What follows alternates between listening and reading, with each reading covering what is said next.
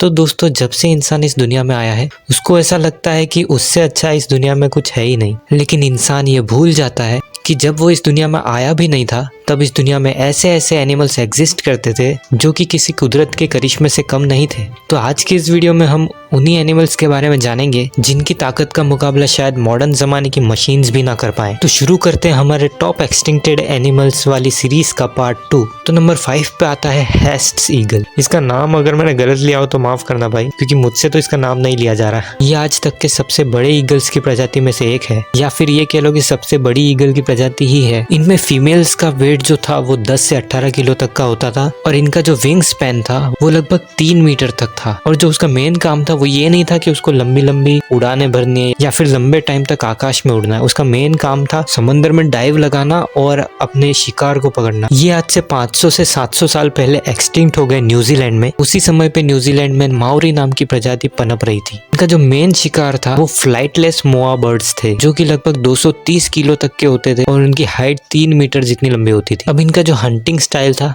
वो भी अभी मॉडर्न ईगल्स की तरह ही है। ये इनके जो टैलन होते थे यानी कि जो पैर होते थे, मोटे से मोटे शिकार की चमड़ी को भी चीर के रख सकते थे। ये अपने इकोसिस्टम के सोलो एपेक्स प्रेडेटर्स थे और इनका मेन काम ये था कि ये वहां पर जो मोआ बर्ड्स थे उनकी पॉपुलेशन को ये कंट्रोल में रखते थे। इनके जो टैलेंट्स होते थे, अगर सिंपल भाषा में बोलूँ तो जो इनके पंजे होते थे उनका जो साइज था वो एक टाइगर के पंजे के बराबर था। और माओरी सभ्यता में इनको पाउकाई के नाम से जाना जाता था। इसका मतलब था मनुष्यों को खाने वाला मॉन्स्टरस बर्ड। तो अगले नंबर पे आता है डंकलेओस्टियस। तो ये आज से 358 से 382 मिलियन साल पहले एग्जिस्ट करता था और ये पहला मेजर वर्टिब्रेट प्रेडेटर था। अब मैं था करके बात कर रहा हूँ, इसका मतलब ये नहीं था कि ये कोई डायनासोर था। ये एक मेराइन फिश थी। इसकी साइज 10 मीटर जितनी लंबी थी और इसका वजन 4 टन जितना था। और इसकी जो बॉडी थी वो थिक बोनी प्लेट से कवर्ड थी जो कि उसके लिए एक नेचुरल आर्मर की तरह एक्ट करती थी। इनकी खास बात यह है कि इनके पास हमारे जैसे नॉर्मल दांत नहीं थे। इनके पास थी बोनी प्लेट्स जो कि सेल्फ शार्पनिंग थी और एक सीजर की तरह एक्ट करती थी जो कि इसके शिकार को काटने में मदद करता था। अब इसके बाइट फोर्स की बात करें तो वो था लगभग 80,000 न्यूटन। जो मॉडर्न ग्रेट व्हाइट शार्क है उसका बाइट फोर्स 18,000 न्यूटन है। तो आप कंपेयर कर सकते हो कि कहाँ 18,000 और कहाँ 80,000 न्यूटन। इसकी swimming speed 20 to 30 kilometre per hour थी और चाहे ना तो ये बीच में स्प्रिंट भी कर सकती थी अपने शिकार को तेजी से पकड़ने के लिए। ये आज से 358 मिलियन ईयर्स पहले एक्सटिंक्ट हो गई समंदर में ऑक्सीजन लेवल गिरने की वजह से, यानी कि ओशन एनोक्सिया की वजह से। और इसने ना एक तरीके से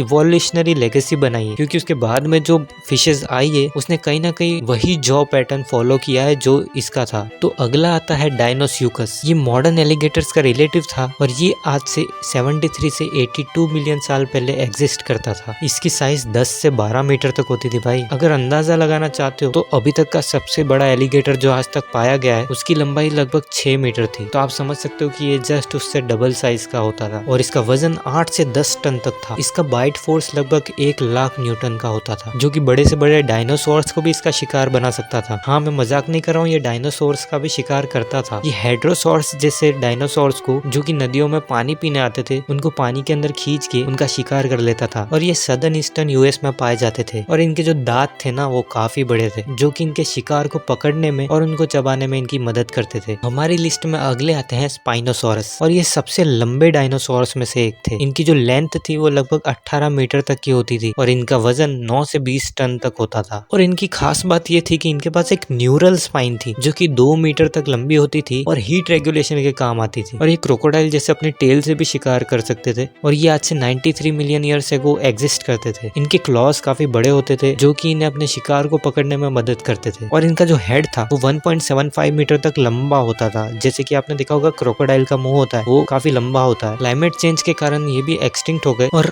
अब हमारी लिस्ट में जो आ रहा है उसको लगभग सभी लोग जानते हैं, क्योंकि मूवीज से लेके कार्टून तक या फिर स्टिकर्स में कहीं ना कहीं तो आपने इसको देखा ही होगा। क्योंकि मैं बात कर रहा हूँ टी रेक्स यानी कि टायरानोसोरस रेक्स की। ये आज से 66 से 68 मिलियन साल पहले एग्जिस्ट करता था नॉर्थ अमेरिका में और ये लगभग 12 मीटर तक लंबा होता था और इसकी हाइट जमीन से 6 मीटर लंबी होती थी और वजन इसका 7 टन के बराबर था। और इसका जो बाइट फोर्स था वो 57,000 न्यूटन तक का था और इसके दांत लगभग 30 सेंटीमीटर तक लंबे होते थे। अगर देखना चाहते हो तो आपका जो 30 सेंटीमीटर वाला स्केल आता है ना, उसको ऐसे हाथ में पकड़ के देखना तो पता चलेगा कितने बड़े बड़े दांत होते थे इनके। लेकिन वहीं इनके जो 4 लिम्स होते थे ना, वो काफी छोटे होते थे एज कम्पेयर टू दूसरे डायनासोर जो होते थे। इसलिए देखना आप अगर उनके फोटोज को देखोगे ना, तो उनके हाथ ऐसे आगे की तरफ किए हुए मिलेंगे आपको। और इनकी जो स्पीड थी वो 40 किलोमीटर पर आवर की थी और इनका जो स्मेलिंग सेंस था और इनका जो आई विजन था ये भी काफी स्ट्रॉन्ग था। तो मतलब अगर इन्होंने किसी शिकार को देख लिया तो उसका बचना लगभग नामुमकिन था। तो अभी तक हमने जितने भी एक्सटिंक्टेड एनिमल्स देखे ना, उनको देख के हमको ये तो समझ में आ गया कि जिस तरीके से इंसान को नेचर ने दिमाग दिया इवॉल्व करने के लिए, वैसे हर एनिमल को कुछ ना कुछ स्पेशल दिया है जिससे कि वो सरवाइव कर सके। तो ये थे कुछ खतरनाक एक्सटिंक्टेड एनिमल्स। और अगर आपने इसका पहला वाला पार्ट नहीं देखा है तो आप राइट साइड वाली वीडियो पे क्लिक कर सकते हो। और अगर लेवाइथन की मिस्ट्री जानना चाहते हो तो लेफ्ट साइड वाली वीडियो पे क्लिक करो। और अगर ऐसी इंटरेस्टिंग वीडियोस देखना चाहते हो तो इस चैनल को सब्सक्राइब कर दो। मिलता हूँ आपसे किसी नए वीडियो में नए इंटरेस्टिंग टॉपिक के साथ।